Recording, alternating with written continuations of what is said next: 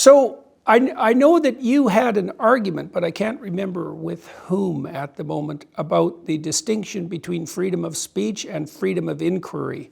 And you just, and you just mentioned Mill's capacity to argue. And one of the things I wanted to just talk about that with you a bit, because see, I don't really think there is any difference between freedom of speech and freedom of inquiry, partly because what we're doing right now is inquiry. And I worked as a scientist for decades, and 90% of the creative work that I did, apart from my reading, was dialogue with students. That's where the ideas flew and were generated, many of the ideas that we tested experimentally. There isn't any, you can't distinguish freedom of inquiry from freedom of speech as far as I'm concerned. In fact, I think the freedom of speech is actually a precondition, like it is for most things. It's a precondition. Yeah, you think that. Okay, so I don't think there's any real difference between speech and explicit thought either, because it looks to me like thought is the internal, I mean, this isn't exactly a brilliant realization, but it's worth thinking about, is that we think with the words that we use to communicate to others. We don't have our own private language, we use the public language. We're speaking to ourselves when we speak. Freedom of speech and freedom of conscience are the same thing as far as I can tell. And so, yeah, you think that as well. So why did this argument, who was it with, first of all? Why did this what were the grounds for the distinction between freedom of inquiry and speech? The argument, and we talk about this in the book, is the attempt to distinguish academic freedom from freedom of speech. The inquiry argument was a little bit more Amna Khalid, and she has a good point, but she doesn't actually think they're all that different. The bigger, more pernicious development that your listeners need to understand is that there's been an attempt among academics to distinguish academic freedom as having nothing to do with freedom of speech. They are completely distinct ideas. Stanley Fish wrote that they're not even vaguely related. And Fish is comparatively good on this stuff compared to Michael Barabay and Jennifer Ruth, who wrote a book called It's Not About Free Speech, who really took this argument that Robert Post and Fish They wrote a book about that. That makes a lot of sense, doesn't it? Yeah. Since they're using speech to make the argument. So, yes. You know, basically because this, and it comes from, in my opinion, a very simple dilemma.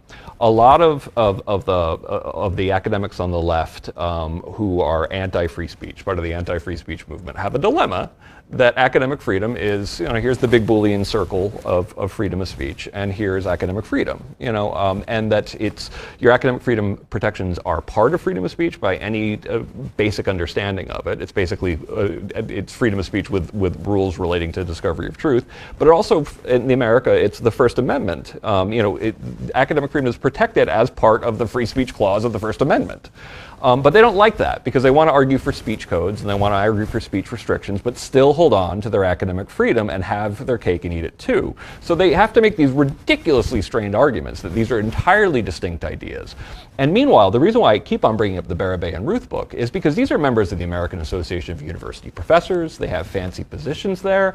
And what they argue in that book, at the time of some of the greatest calamities of academic freedom that we've seen in the modern era, more professors getting fired than any time since the law was established in 1957, that they're actually arguing for, what we need right now? We need less academic freedom, and we need to restrict it. We need to make a carve out. No academic freedom for quote unquote white supremacy.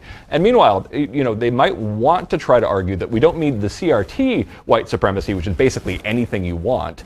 They could try to make the argument that maybe we mean just saying that races are superior or inferior to each other. Now, of course, you have the academic freedom to argue that too, but then they have a whole chapter on CRT being great in the book. Like that's the book where they, Nicholas Christakis and Erica Christakis at Yale, they basically say they had it coming because they were provocateurs because they defended free speech of a student back at Harvard. That's their entire argument. When my friend Mike Adams, a conservative who killed himself in 2020 after being canceled, they actually refused to mention that fact that he actually killed himself after being canceled until a footnote. You have to read the back of it. It's a contemptible book. Obviously, I protect their right to publish it, but I want people to be aware of this ongoing attempt by academics to create this not so clever argument that academic freedom has to be protected, but it has to be entirely in the hands of these particular kind of elites who want to deny it to everybody that they don't like, and by the way, also want less free speech in the rest of the country. We're facing the threat of a government shutdown later this month, and yet again, the administration will ultimately deal with it the same way they always do, with more spending. More spending equals a lower value of the dollar.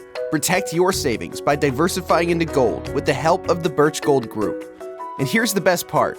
When you open a gold IRA with Birch Gold, for every $10,000 you spend by December 22nd, Birch Gold will send you a free gold bar.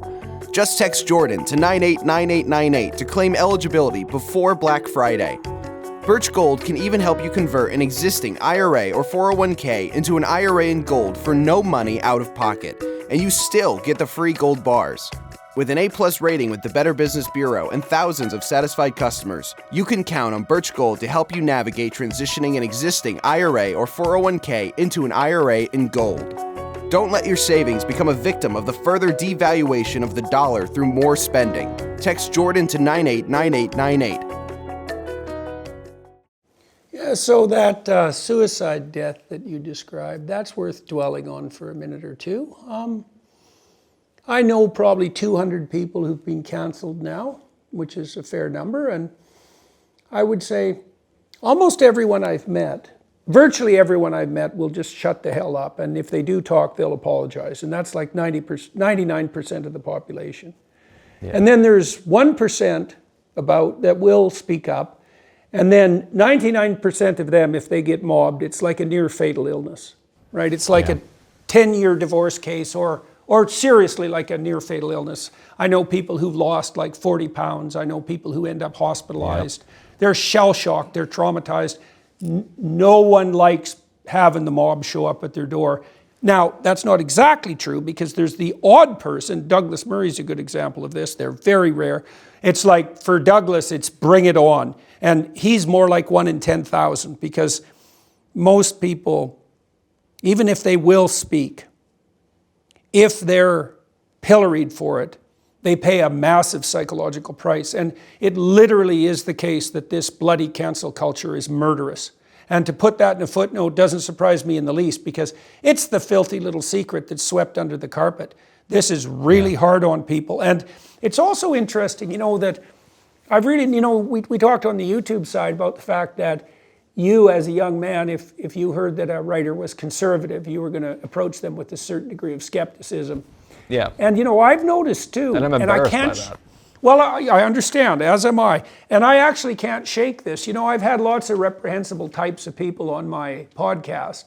And they're often people who've been canceled. And I tell you, man, every time I reach out to someone like that, a canceled professor or someone who's run afoul of the mob, there's a part of me that thinks, well, where there's smoke, there's fire, and they probably deserved it in some way. Like it's this horrible little voice in the back of my head. That's an indication of just how effective savaging someone's reputation is, right? Yeah.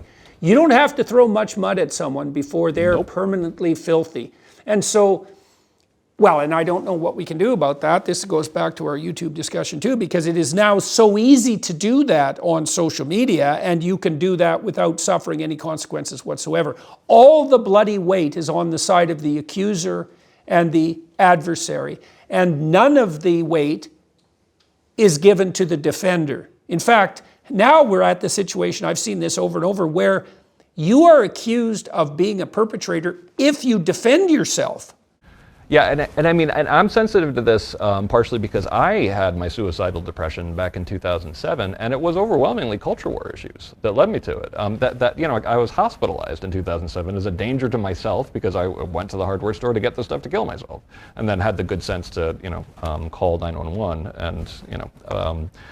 and can I ask you how that happened? If I don't want to get more personal than you're comfortable with, but I have heard these sorts of stories from many people, including people, as you well know, you would never think these people would have the kind of constitutions that would set them up for that kind of cataclysmic collapse. And the reason I'm saying that is because everyone who's watching and listening, you bloody well better listen to this. When the mob shows up at your door, it is not going to be a good day for you. And you think, well, I don't care what other people think. It's like, only psychopaths don't care what other people think. That's exactly my response to that, yeah. Oh, it's definitely true. It's virtually by definition, And so So like, why did it take you out? You're obviously a free speech advocate. What do you think it was that knocked you so flat? Well, there's a big difference between defending free speech in theory and then doing it in practice. Because yeah, that's true.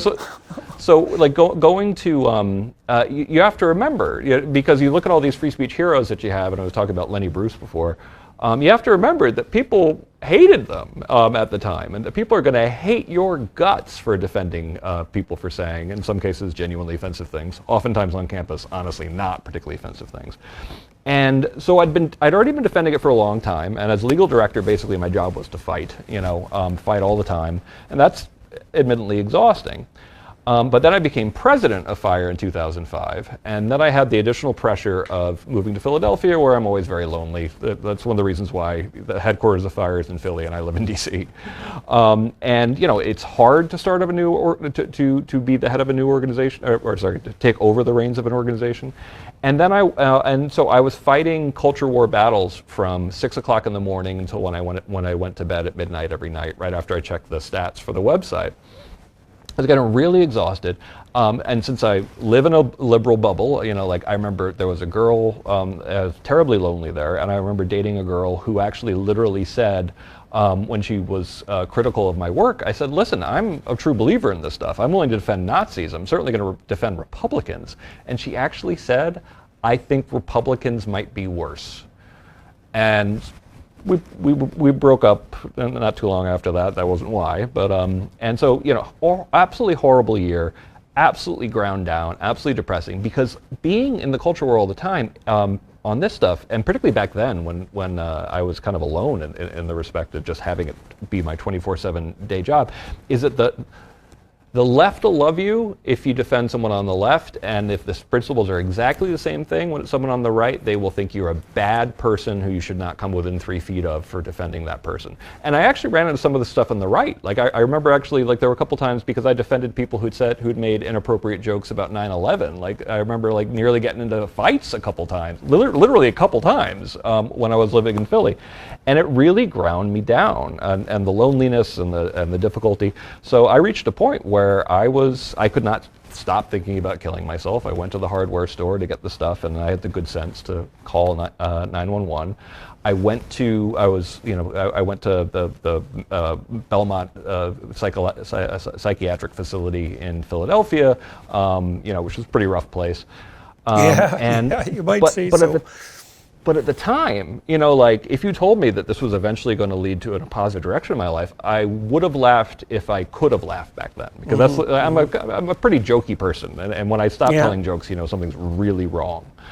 And that's when I started learning about CBT. That's how I really got into psychology, and that's when I started saying. So that's why I see. Okay, so there's the other shoe that dropped. I see. Yeah. Mm-hmm. And that's when I started thinking about how we're modeling cognitive distortions to young people, and how campuses were already doing this. But students weren't buying it. They were rolling their eyes at the